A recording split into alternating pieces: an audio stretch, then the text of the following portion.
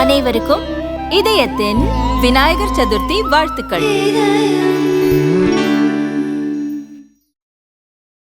வாக்காளர் அதிகார யாத்திரை நடத்தக்கூடிய மை டியர் பிரதர் ராஜீவ்காந்தி அவர்களே, இந்த மண்ணினுடைய மைந்தர் தேஜஸ்வி யாதவ் அவர்களே, என்னுடைய அன்பு தங்கை கனிமொழி எம்பி அவர்களே, காங்கிரஸ் கட்சியினுடைய முன்னோடிகளில் ஒருவர் வேணுகோபால் உள்ளிட்ட பீகாரினுடைய இந்திய கூட்டணி கட்சியினுடைய தலைவர்களே, உங்கள் அனைவருக்கும் என்னுடைய அன்பான வணக்கம். मेरे प्रिय भाई राहुल गांधी जी और तेजस्वी यादव जी और मेरे बहन कनिमोड़ी जी और कांग्रेस से वेणुगोपाल जी, आप सबको नमस्कार.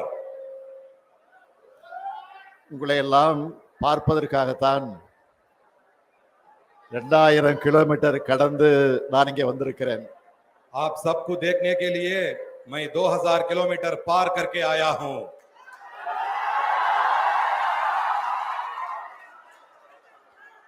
சமூக நீதி, மதச்சார்பின்மை ஆகியவற்றோட அடையாளம் அவர். सामाजिक न्याय और धर्मनिरपेक्षता, यही लालू प्रसाद यादव जी की पहचान है. பீகார் என்றாலே மரியாதைக்குரிய லாலு பிரசாத் யாதவ் அவர்கள்தான் எல்லோருக்கும் நினைவுக்கு வருவார். बिहार के नाम आते ही हमें माननीय लालू प्रसाद यादव जी याद आते हैं. தலைவர் கலைஞர் அவர்களும் லாலு அவர்களும் மிக நெருக்கமான நண்பர்களாக இருந்தார்கள். हमारे नेता कलेंजर करुणानिधि जी और लालू जी बहुत घनिष्ठ मित्र रहे. எத்தனையோ வழக்குகள், மிரட்டல்கள் வந்தாலும் பாஜகவுக்கு பயப்படாம அரசியல் செஞ்ச காரணத்தினால இந்தியாவோட மிகப்பெரிய அரசியல் தலைவர்கள் ஒருத்தரா உயர்ந்து நிற்கிறார் லாலு பிரசாத் அவர்கள்.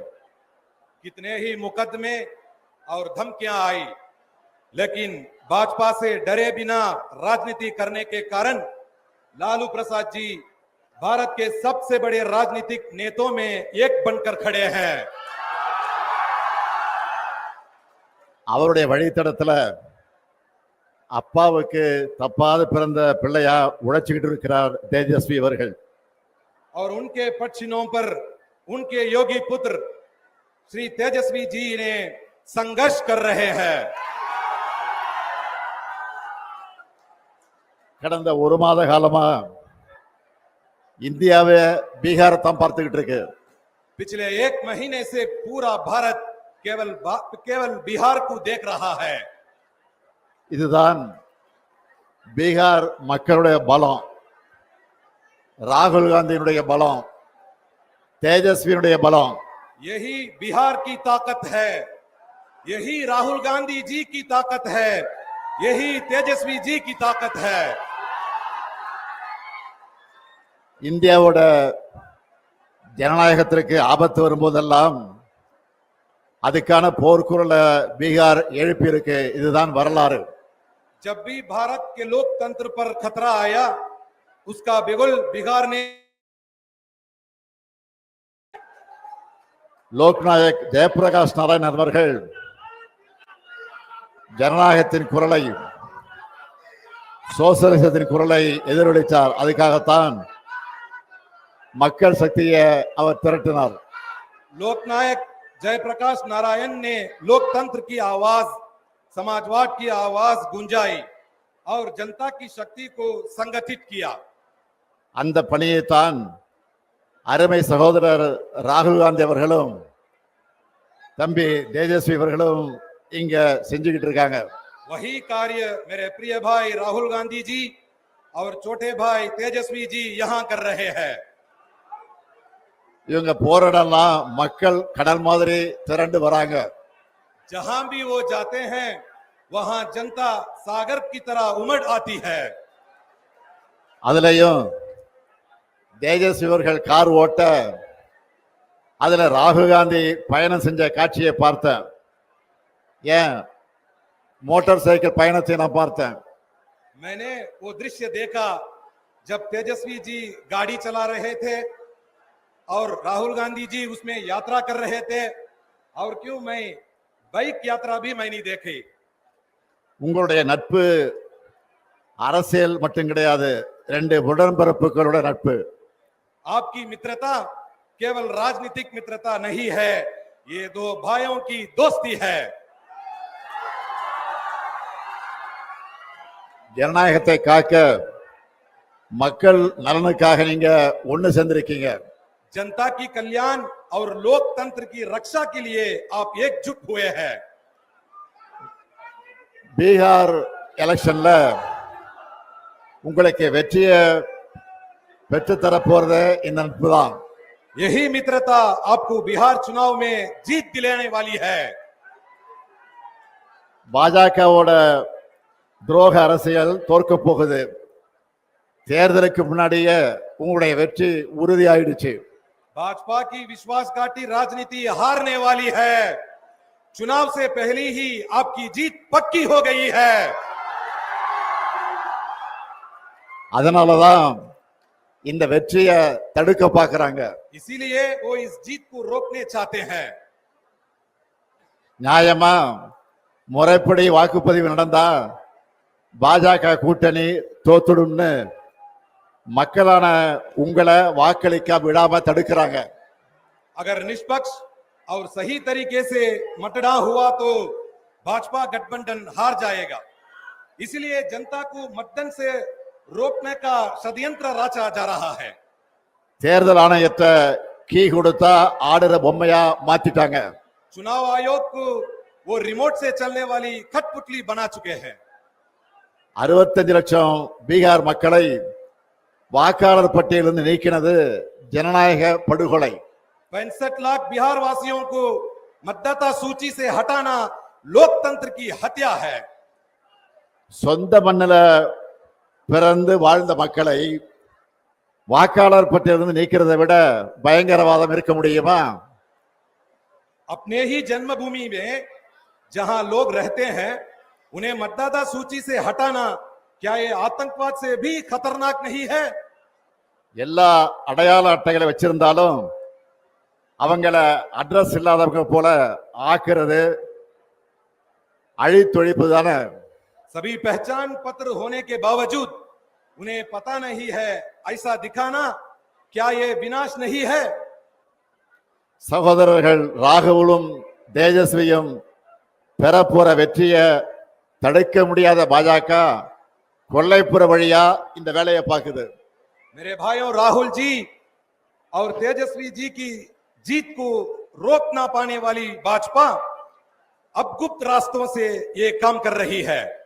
இதுக்கு எதிரா என்னோட சகோதரர்கள் முன்னெடுத்துள்ள இந்த போராட்டத்தை வாழ்த்துறதுக்காகத்தான் நான் இங்க வந்திருக்கிறேன். इसी अन्याय के खिलाफ मेरे भाइयों ने जो आंदोलन छेड़ा है उसे समर्थन देने के लिए मैं तमिलनाडु से आया हूं। அதுலயும் குறிப்பா ராகுல் காந்தி அவர்கள் தேர்தல் ஆணையத்தோட வாக்கு திருட்டு மோசடிகளையும் அம்பலப்படுத்திட்டு இருக்காரு.